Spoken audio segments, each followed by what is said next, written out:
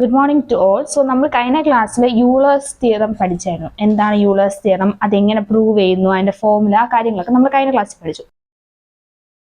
So നമ്മൾ ഇന്ന് പഠിക്കാൻ പോകുന്നത് കുരോട്ടോവിക്സ് തിയറമാണ്. കുരോട്ടോവിക്സ് തിയറം എന്ന് പറയുന്നത് യൂളർ തിയറം പോലെ ഇമ്പോർട്ടൻ്റ് ആയ ഒരു തിയറമാണ്. അതിൽ മെയിൻലി നമുക്ക് പ്രൂവ് ചെയ്യാൻ സിലബസിൽ പറഞ്ഞിട്ടില്ല. സോ ഇതിൽ ജസ്റ്റ് 2 തിയറംസേ ഉള്ളൂ. ആ 2 തിയറംസ് ജസ്റ്റ് എന്താണ് 3 മാർക്കും 4 മാർക്കും ചോദിക്കത്തേ ഉള്ളൂ. സോ അത്ര യൂളേഴ്സ് തിയറം പോലെ വലിയ ഡിഫിക്കൽട്ട് ഒന്നുമില്ല, സിമ്പിളാണ്. പ്രൂഫ് പഠിക്കേണ്ടെന്ന് സിലബസിൽ പറഞ്ഞതുകൊണ്ട് തന്നെ വളരെ എളുപ്പത്തിൽ നമുക്ക് ഈ തിയറം എന്താണെന്ന് നമുക്ക് നോക്കാം. സോ എന്താണ് കുരോട്ടോവിക്സ് തിയറത്തിലുള്ള 2 തിയറംസ് നോക്കാം. നമുക്ക് 2 തിയറംസ് ആണ് മെയിൻലി പഠിക്കാനുള്ളത്, തിയറം 1 ആൻഡ് തിയറം 2.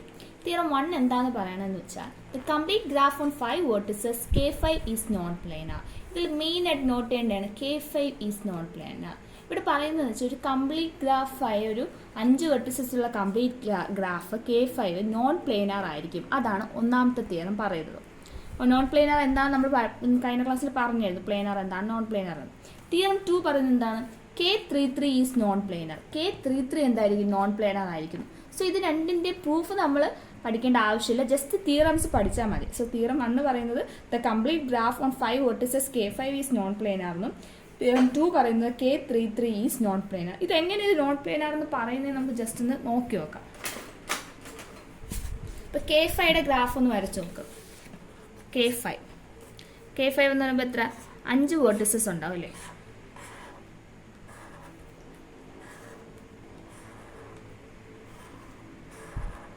ഇതായിരിക്കും K5. So this is K5. ഇതാണ് K5.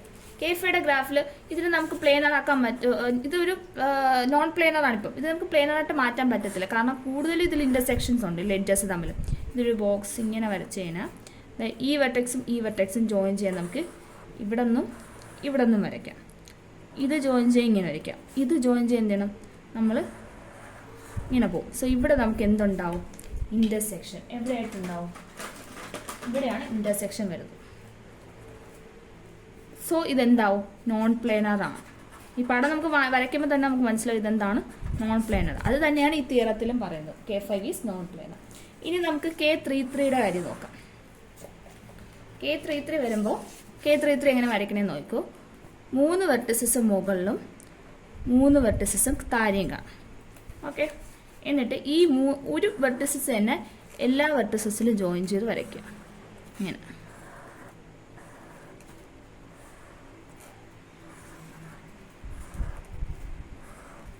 ഇതാണ് K33. So this is K33 എങ്ങനെ വരയ്ക്കണമെന്ന് മനസ്സിലായാലും 3 വെർട്ടിസസ് 3 എല്ലാം ജോയിൻ ചെയ്ത് വരയ്ക്കണതാണ് K33.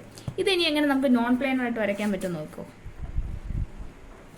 3 വെർട്ടിസസ് വരച്ചു, താഴെയും 3 വരച്ചു. ഫസ്റ്റ് ഇവിടെ നിന്ന്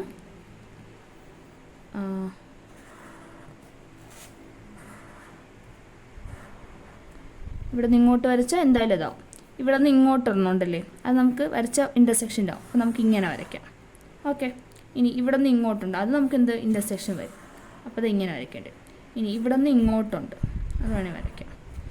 ഇവിടെ നിന്ന് ഇങ്ങോട്ട് പോയി. ഓക്കെ, അടുത്ത് ഇവിടെ നിന്ന് ഇങ്ങോട്ടുണ്ട്, അത് ഇൻ്റർസെക്ഷൻ വരും. അപ്പോൾ എന്താ, നമ്മൾ ഇവിടെ കൂടെ വരയ്ക്കും. ഇവിടെ നിന്ന് ഇൻ്റർസെക്ഷൻ ഉണ്ട്, അപ്പോൾ നമ്മൾ മൊത്തത്തിൽ ഇവിടെ എന്താവും, ഇൻ്റർസെക്ഷൻ ആവും. So this is non planar.